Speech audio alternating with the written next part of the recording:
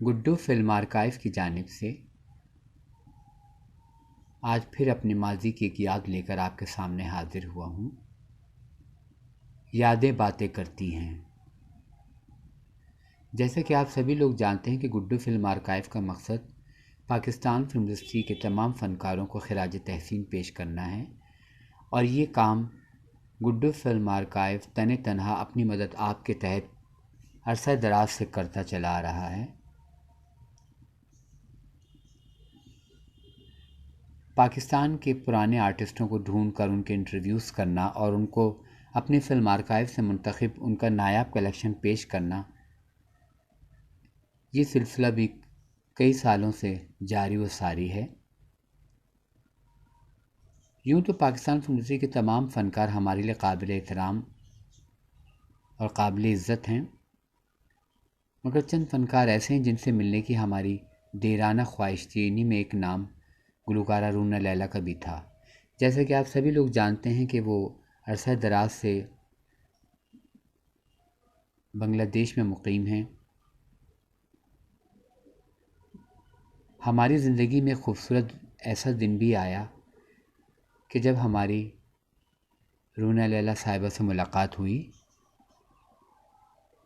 ये उस वक्त की बात है कि जब लक्स स्टाइल अवार्ड के लिए वो पाकिस्तान तशरीफ़ लाईं, तो हमने अपनी फ़िल्म आर्काइव से मुंतखब उनकी फ़िल्मों का नायाब कलेक्शन, जिनमें उनकी फ़िल्मों के ऑडियो कैसेट्स, एलपीज़, फ़िल्म की बुकलेट्स जिनमें उमराव जानादा, अंजुमन, तहज़ीब, एहसास और दीगर नायाब फ़िल्में शामिल हैं, उनकी ओरिजिनल बुकलेट्स वगैरह लेकर हम उनकी खिदमत में हाज़िर हुए।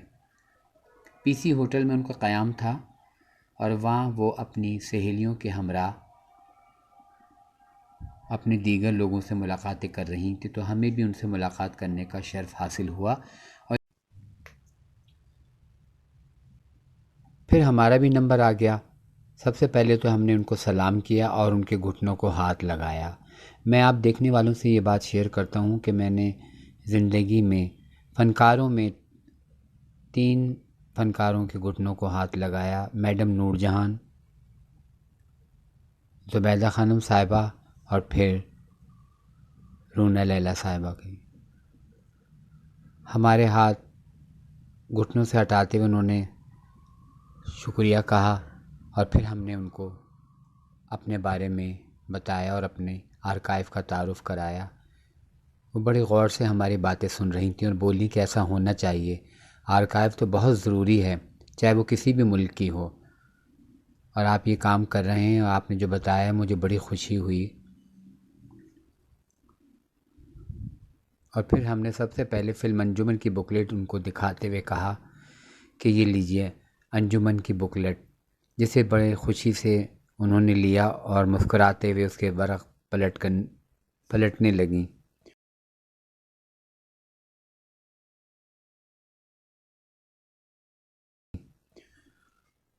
यादों को शेयर करते हुए कहा कि ये भी एक नायाब चीज़ है। फ़िल्म तो है ही नायाब, लेकिन ये जो बुकलेट्स है ये आज मैं देख रही हूँ, ये भी अपनी मिसाल आप है, बहुत खूबसूरत बनी हुई है। उसके बाद फिर हमने अंजुमन फ़िल्म के बाद फ़िल्म उमराव जानादा की बुकलेट देते हुए कहा कि ये देखिए, ये भी ओरिजिनल बुकलेट है, जिसे देखते हुए कहा बहुत खूब।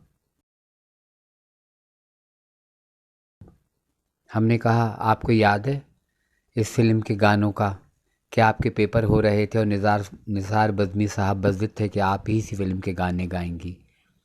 कह लगी जी जी जी। तो मैंने कहा फिर इसके बारे में कुछ बताइए। तो उन्होंने बताया कि मेरे पेपर हो रहे थे और इस फ़िल्म के गाने जो थे वो मुझे निसार बज़मी साहब कहने लगे कि तुम ही गाओगी। बहरहाल मेरे अब्बू इजाज़त नहीं दे रहे थे, बड़ी मुश्किलों से इजाज़त मिली और मुझे याद पड़ता है मैंने इसके 3 गाने रिकॉर्ड करवाए थे और कहा था कि भाई अब जैसे भी रिकॉर्ड हो गए बज़मी साहब, ये अब आपकी ज़िम्मेदारी है। कह के मैं चली गई। तो हमने उनकी बात को काटते हुए कहा, तो फिर वो गाने ऐसे हुए कि अपनी मिसाल आप बन गए। क्या मौसीक़ी, क्या आपकी आवाज़ का उतार चढ़ाव।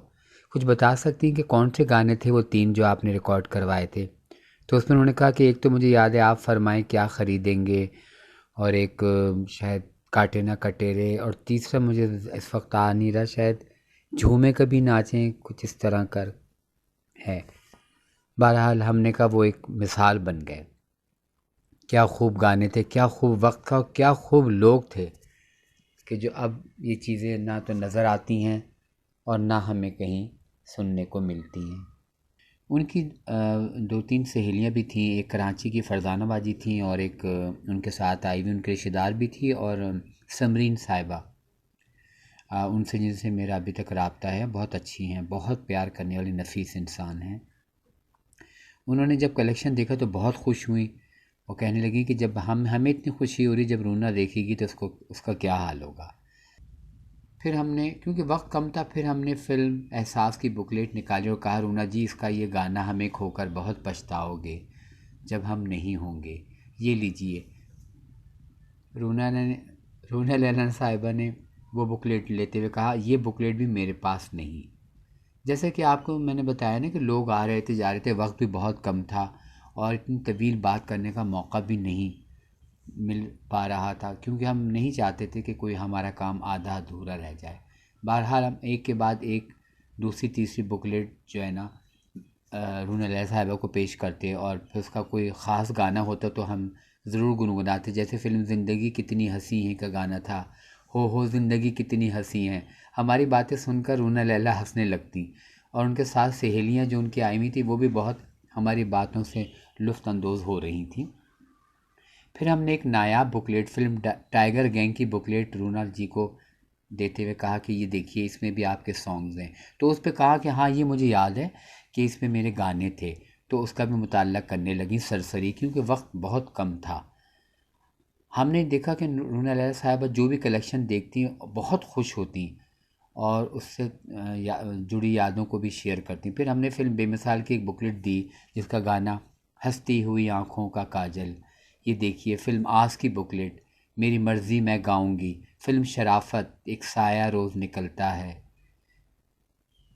फिर खून पसीना लहू दे रिश्ते सज्जन दुश्मन रब राखा गैरत दा परछावां, सिंधी फ़िल्म उम्मीद, इसके अलावा दिल दिया दर्द लिया, रंगीला और मुनव्वर ज़रीफ़ और दीगर नायाब बुकलेट्स हमने उनको पेश की, जिसे वो देखती जा रही और उनके चेहरे पर जो तासुरात और हैरत और ख़ुशी के थे वो बड़े काबिल दीद थे। रूना लाला ने कहा, वाकई ये तमाम बुकलेट्स मेरे पास नहीं हैं और बहुत ही नायाब हैं। फिर हमने एक तस्वीर जिसमें वो अपनी बहन दीना लैला के हमरा थीं वो दिखाई, जिसे उन्होंने बगौर देखा और अपनी सहेली फरजाना की तरह बढ़ाया और कहा, देखो इसको, कितनी प्यारी तस्वीर है। रूना लैला ने कहा, दरअसल वक्त बहुत कम है और मेरी मीटिंग का भी वक्त हुआ चाहता है। इंशाल्लाह आपसे रमज़ान के बाद ज़रूर मिलूँगी। आप अपना एड्रेस और फ़ोन नंबर मुझे दीजिएगा। मैंने हमने अपनी डायरी आगे बढ़ाते हुए कहा, लीजिए आप इसमें लिख दें। रूना लैला ने कहा, नहीं आप मैं आपको बताती जाती हूँ, आप लिखें। फिर उन्होंने अपना नंबर और घर का एड्रेस हमें लिखा और कहा कि इंशाल्लाह आपसे ज़रूर रब्ता रहेगा। मुझे बड़ी खुशी हुई। फिर हमने जो दीगर बुकलेट्स थी वो उन्हें पेश की, वो उसे देखती जा रही। अब हमने रिकॉर्ड यानी जो एलपीज़ होते हैं उनका एक नायाब रिकॉर्ड यानी ग़ुलाम क़ादर पंडित का एलपी और एसपी गाने के रिकॉर्ड दिखाने शुरू कीजिए। हमने कहा, ये लीजिए आपके उस्ताद ग़ुलाम क़ादर पंडित का आपकी आवाज़ में गज़लों का एलपी। रूना लैला ने एलपी रिकॉर्ड हाथ में लिया और सरे वर्क पर अपनी इब्तदाई दिनों की तस्वीर देखी और फिर गज़लों की तफसील पढ़ना शुरू की। फिर बोली, ये तो बहुत नायाब है। आप ऐसा कीजिएगा कि मेरे लिए तो ये रिकॉर्ड ले जाना मुश्किल होगा, तो आप ऐसा कीजिएगा कि इसको ना सीडी पे करवा दीजिएगा, और ये जितने गाने हैं जो ऑडियो कैसेट ये भी मेरे लिए ले जाना ज़रा मुश्किल होगा। आप ऐसा कीजिएगा कि मैं आपको एड्रेस देती हूँ कि मेरी सहेली फरजाना ये यहीं कराची में ही रहती हैं, आप इनके घर पहुँचा दीजिएगा तो ये मुझे बांग्लादेश पहुँचा देगी। मैंने कहा, आप ऐसा करें, जो जो आपको इसमें से चाहिए, जो आप नहीं ले जा सकती आप उसमें लिख दें। मैं इंशाल्लाह ताला इसको बहुत जल्द आपको ऑडियो रिकॉर्डिंग करा के आपकी सहेली फरजाना को दे दूँगा।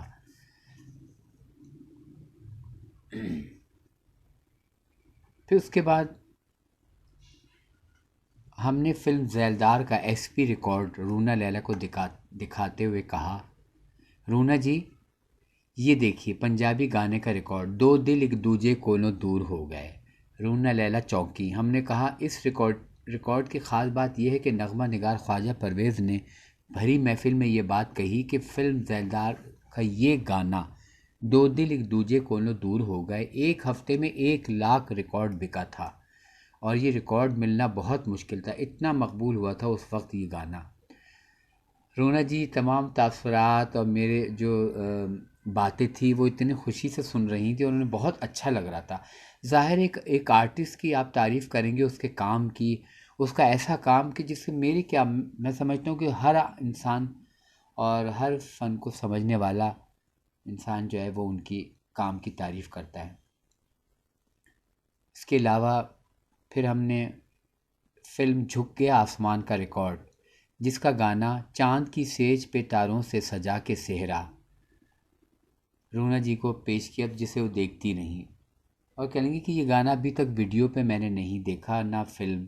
तो हमने कहा ये तो नापैद है, कई फिल्में पाकिस्तानी ऐसी हैं कि जो गुमशुदा हैं, जो खो गई हैं, गुम हो गई हैं, और जिन्होंने ये फिल्में बनाई उन्होंने तो बस पैसे जमा कर लिए और अपना जो रिकॉर्ड या जो भी इस तरह की चीज़ें थी वो ख़त्म है। क्योंकि मेरे पास बहुत लोग फ़ोन करते हैं, ईमेल्स आती हैं, जो आर्टिस्टों ने या जो प्रोड्यूसर थे और डायरेक्टर थे उन्होंने जो फ़िल्में बनाई उनके बाद भी ख़ुद कुछ नहीं होता। तो मेरे पास जो कुछ होता है मैं तो इसमें कोई वो नहीं करता हूँ कि नहीं ये इनको दे देनी चाहिए।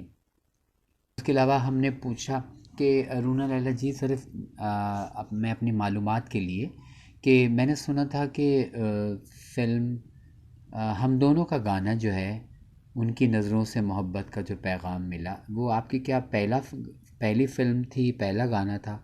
तो उसमें उन्होंने जवाब दिया कि नहीं गुड्डू, वो मेरा पहला, ना मेरी पहली फ़िल्म थी ना मेरा पहला गाना था, बल्कि मेरा पहला गाना फ़िल्म जुगनू का था और वो अदाकारा शर्मीली पे फ़िल्म बंद हुआ था, वो मेरा पहला नग़्मा है। तो उस पे हमने कहा कि उसके कुछ बोल आप बताएंगी? तो उन्होंने जवाब कि मेरे मुन्ने मेरे भाई के ऊपर था, इस तरह करके। बात पुरानी है, ज़ाहिर इतना आर्टिस्टों को कहाँ याद रहता है। तो उस पे हमने कहा ठीक है ये भी आज, वरना हमारे अक्सर लोग ये कहते हैं कि उनका गाना फ़िल्म हम दोनों का गाना जो है वो आपकी पहली फ़िल्म का गाना है। तो उस पर कहा नहीं नहीं वो मेरी पहली फ़िल्म नहीं। तो उस पर हमने एक सवाल किया कि आप ये बताइए कि आपके उस्ताद का क्या नाम है? तो रूना लैला ने कहा कि मेरे उस्ताद मोहतरम का नाम कादिर साहब है। इसके अलावा गज़ल गायकी में ग़ुलाम कादिर पिंडत और फ़िल्मों की गायकी में हबीबुद्दीन शामिल हैं। हमारे लाए हुए कलेक्शन में से एक एलपी गज़लों के रिकॉर्ड की तरफ इशारा करते हुए कहा कि गज़लों के उस्ताद हैं ग़ुलाम कादिर पिंडत। इसके अलावा मंजूर हुसैन ने भी मुझ पर इब्तिदाई दिनों में बड़ी मेहनत की है। महीनों आते जाते रहे हमारे घर और हमें बड़ी उन्होंने गायकी के लिहाज से बड़ी हमारी रहनुमाई की। सारा सारा दिन रियाज़ कराते और बड़ी मेहनत की कि माइक पे कैसे गाया जाता है, गाते वक्त क्या पोजीशन होनी चाहिए। वैसे हमने माइक्रोफोन पर गाने का स्टार्ट किया मगर अब वो चीज़ें नहीं। तो हमने उन पे कहा कि जब आपने ज़िक्र किया कि मंजूर साहब का, तो शायद जुगनू का गाना भी उन्हीं की कंपोज़ करता है। उस पर उन्होंने कहा जी बिल्कुल। और इसी फ़िल्म के गाने में, इसी फ़िल्म जो है जुगनू है, इसके गाने में दीना लैला ने भी मेरे साथ गाया। हम दोनों का एक साथ गाना था। उसके बोल मुझे याद नहीं। हाँ मुझे याद आया वो जो सॉन्ग था जुगनू का, उस पे उसके बोल थे मेरे नन्हे मुन्ने भैया, कुछ इस तरह का था। तो और ये भी मुझे याद है कि वो अदाकारा शर्मीली पे था।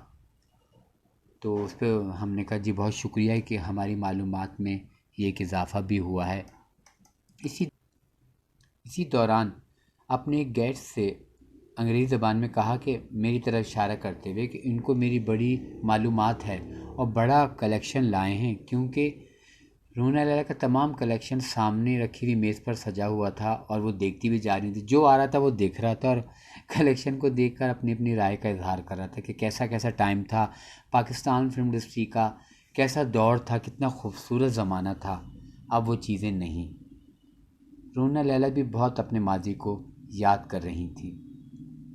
एक सवाल हमने रूना लैला से पूछा कि किस पाकिस्तानी अदाकारा पर आपको आपको अपनी आवाज़ अच्छी लगती थी।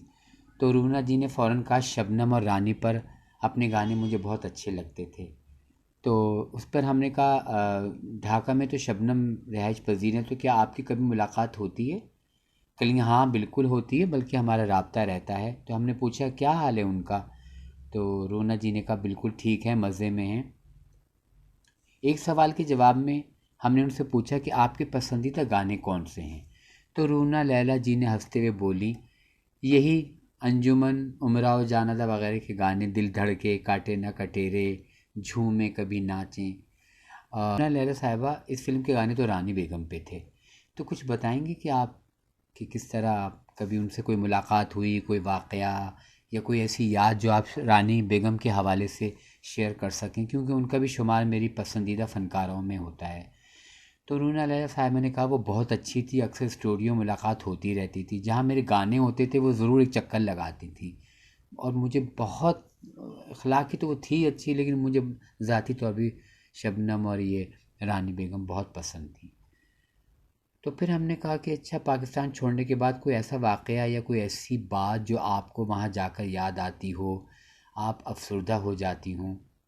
तो थोड़ी देर सोचते हुए बोली हाँ, एक बार जब मैं पाकिस्तान आई तो एक मीटिंग थी, उसमें सबको आना था, प्रेस वाले भी थे और अदाकारा रानी को भी आना था, ख़ास कर मुझसे मिलने, क्योंकि मैं जब आई थी तो मेरी ख्वाहिश थी कि मैं उससे मिलूँगी। तो जब उसको पता चला था कि मैं आऊँगी तो वो ख़ास तौर पे मुझसे मिलने के लिए उनकी शदीद ख्वाहिश थी, मगर वो बीमार हो गई। तो उन्होंने एक ख़त मेरे नाम तहरीर किया जो वहाँ मीटिंग के दौरान मुझे दिया गया। मैंने ख़त पढ़ा, लिखा था कि रूना, मैं बीमार हूँ और बड़ी ख्वाहिश थी कि तुमसे मिलूँ, मगर नहीं आ सकती, तुमको ख्याल ना करना, जब मैं ये बात सोचती हूँ तो उदास हो जाती हूँ। तो उस पर हमने क्या क्या, तो आपकी उसके बाद रानी बेगम से मुलाकात नहीं हुई? रूना लैला ने कहा नहीं, फिर कभी मुलाकात नहीं हुई और रानी का इंतकाल हो गया। मुझे इस बात का दुख है कि मैं रानी से ना मिल सकी। ये बात कहते हुए रूना जी थोड़ी अफसरदा सी हो गई। फिर हमने कहा एक पुरानी बात है कि आप पड़ोसी मुल्क गईं, आपका गाना दे दे प्यार दे बहुत मकबूल हुआ, और भी गाने हिट हुए और सुना गया कि वहाँ की गुलकारों ने आपको जमने नहीं दिया, कुछ ऐसी हमने कुछ सुनी थी। तो रूना लैला साहिबा ने कहा नहीं, हरगिज़ नहीं, ऐसी कोई बात नहीं, ये महज एक अफवाह है। वहाँ तो जो मुझे पजीराई मिली, और अब तक मैं आती जाती रहती हूँ, प्रोग्राम करती हूँ, वहाँ मेरा सबसे मिलना जुलना है, लता दीदी से, आशा दीदी से, और सब बहुत प्यार करने वाली, बहुत ही शफीक लोग हैं, और ऐसी कोई बात नहीं, ये सब अफवाहों तक था। रूना लैला जैसी गुफ्तगू के दौरान हमारे जहन में जो भी सवालात आ रहे थे रूना लैला जैसे पूछने के लिए, वो हम उनसे पूछते तो वो उसका जवाब देती। अचानक हमारे जहन में एक सवाल हमें याद आया। हमने कहा रूना लैला जी, हमारे बड़े कहते हैं कि एक दफ़ा दीना लैला साहिबा का एक कोई प्रोग्राम था, क्योंकि उनको भी गायकी का शौक़ था, मुख्तलिफ़ फंक्शन वगैरह में अपने घर में, ख़ानदान में इधर उधर गायकी करती थी। तो इस तरह एक जगह जाना था उन्होंने, तो उस दिन उनकी तबीयत ख़राब हो गई। तो जब उनको लेने के लिए आए तो आपकी वालदा ने कहा कि भाई वो तो बीमार हो गई, लेकिन बदमज़गी ना हो तो उन्होंने आपको भेजा कि ये भी सिंगिंग करती है, इसको ये चली जाती है। तो जब आप वहाँ गई तो ऐसा समा बांधा कि जब आप वहाँ से लौटी तो इनाम और कराम और इतनी दाद आपके साथ आई। तो क्या ये सही है? कहेंगे हाँ, ऐसा हुआ था, मेरी बहन जो हैं उनको गायकी का शौक़ था, और वो पहले ज़ाहिर है वो गाती भी थी, मतलब ऐसे तो नहीं कोई प्रोफेशनल तरीके से, लेकिन ये कि उन्होंने भी गायकी की है। मेरी वालदा को भी ऐसे शौक़ था गाने का, लेकिन किस कोई प्रोफेशनल तरीके से नहीं, जैसे हम लोग अपने घर में एक शौकिया उसमें था। तो ये बात सही है, इसी तरह का हुआ था। मैंने कहा ये मैं इसलिए तस्दीक कर रहा हूँ कि हमारे बड़ों ने हमसे ये बात कही थी, तो आज अचानक मेरे जहन में ये सवाल पैदा हुआ। जब हम रूना लैला जी को उनका कलेक्शन दिखा रहे थे और उनके बारे में बात कर रहे थे, तो इसी दौरान उन्होंने अचानक हमसे कहा गुड्डू, क्या आपके पास टीवी पर चलने वाला प्रोग्राम ज़ियामुद्दीन शो, जिसमें मेरा एक गाना शाकरा की माँ ये बोली होगा? तो हमने सोचते हुए कहा हाँ, शायद इस शो के कुछ क्लिप्स मेरी कलेक्शन में मौजूद हैं, तो इंशाल्लाह अभी तो वक्त नहीं है इतना, मैं जो आपको वो गाने करवा के दूँगी ना, तो उसके साथ में उसको भी ढूंढ के उसमें रिकॉर्ड करके वो इंशाल्लाह आपकी जो सहेली फरजाना साहिबा हैं इनको मैं दे दूँगा। उन्होंने कहा हाँ मैंने देखे नहीं, मेरा बड़ा दिल चाहता है कि मैं उसको देखूँ। इसके अलावा ये देखिए ऑडियो कैसेट की कलेक्शन, इसमें आप जो चाहें रख लीजिए। इन ऑडियो कैसेट में भूले बिसरे गाने, आपकी सिंधी फिल्मों के गाने, प्यार भरे दो गाने और तालिबुल मौला का सिंधी प्राइवेट कलाम और दीगर रूना लैला के मुख्तलिफ अदवार के सुपरहिट गाने जो नायाब हैं और रूना को याद भी नहीं थे, हमने पेश किए, जिन्हें देखकर वो बहुत खुश हुई। हमने कहा रूना जी पंजाबी में तो आपने गाया, उर्दू में भी गाया, तलफ़ुज़ आपका ज़बरदस्त, और सिंधी में तो आपने जो गाया तो लगता है कि जैसे वाकई आप सिंधन हैं, बहुत ही आला। अक्सर हम अपने दोस्तों की महफ़िलों में बैठते हैं तो जब बात होती है तो वो कहते हैं यार सिंधी दोस्त हैं मेरे कुछ जो मतलब गाने वगैरह में बड़ी दिलचस्पी रखते हैं फ़िल्मों के हवाले से, तो आपका नाम बड़े प्यार और बड़े अदब से और बड़ी ही जैसे एक पजीराई होती है ना आवाज़ की और लबो लहजे की, वो बड़े अच्छे अंदाज में आपका ज़िक्र करते हैं। तो हमें भी खुशी होती है कि आपने ऐसा काम किया है कि जो अभी तक लोगों को याद है। रूना लैला ने जो इज़्ज़त शोहरत हासिल की वो बहुत कम खुश नसीब लोगों को नसीब होती है। उसकी वजह रूना लैला के बचपन से मेहनत और लगाव है। रूना लैला ने हमारे मुल्क का सबसे बड़ा निगार अवार्ड भी कई मर्तबा हासिल किया और बहुत दाद पाई। बड़े बड़े मौसीकार उनकी आवाज़ के, उनकी गायकी के, उनके लबो लहजे के, उतार चढ़ाव के बहुत तारीफ़ किया करते थे, जिनमें निसार बदमी साहब सर फहरिस्त हैं। इसके अलावा एक बात मैं आपसे और शेयर करता चलूँ कि बहुत कम उम्र में रूना लैला साहिबा ने गायकी का आगाज़ किया और तकरीबन 18 ज़बानों में गाने गाए, जिनमें उर्दू, पंजाबी, सिंधी, पश्तो, बलोची, बंगाली, गुजराती, फ़ारसी, अंग्रेज़ी वगैरह शामिल हैं। और जब हमने उनको कलेक्शन पेश की तो उनमें कई रिकॉर्ड ऐसे थे कि जो गुजराती, बंगाली और पश्तो ज़बान में, सिंधी ज़बान में थे, जिन्हें देखकर वो बहुत खुश हुई।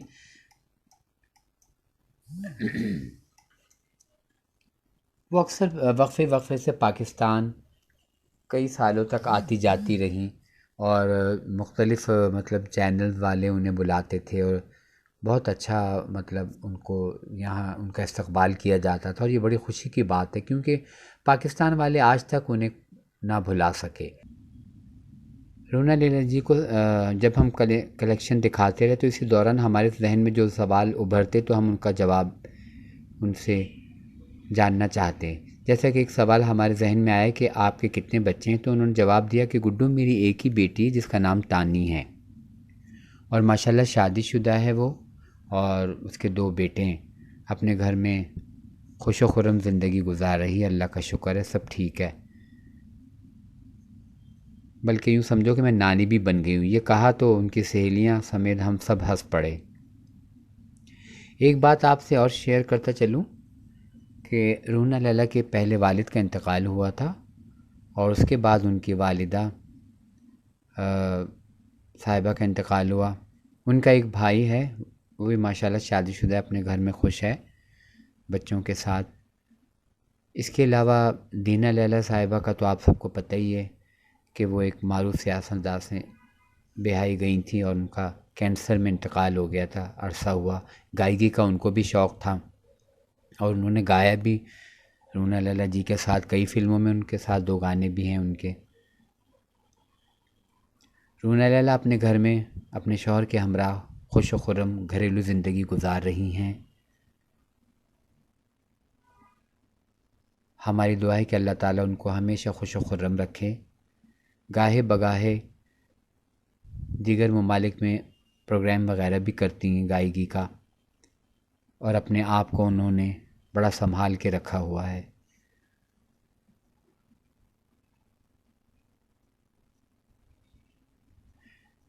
तो गुड्डू फिल्म आर्काइव से मुंतखब रूना लैला जी का कुछ कलेक्शन मैंने आप देखने वालों की नज़र तैयार किया है। ये वीडियो मैंने रूना लैला जी की सालगिरह के लिए तैयार की थी, मगर वक्त की कमी के बायस ये वीडियो पूरी मुकम्मल ना हो सकी। सो आज मैं ये वीडियो अपलोड कर रहा हूँ इस दुआ के साथ कि अल्लाह ताला रूना लैला जी को खुशियाँ दिखाए सेहतमंद ज़िंदगी के साथ और आप तमाम देखने वालों को भी सेहतमंद ज़िंदगी के साथ हमेशा खुश व खुर्रम रखे। आमीन। तो आइए चलते हैं गुड्डू फिल्म आर्काइव से मुंतखब रोना लैला जी का कुछ नायाब कलेक्शन आप देखने वालों की नज़र।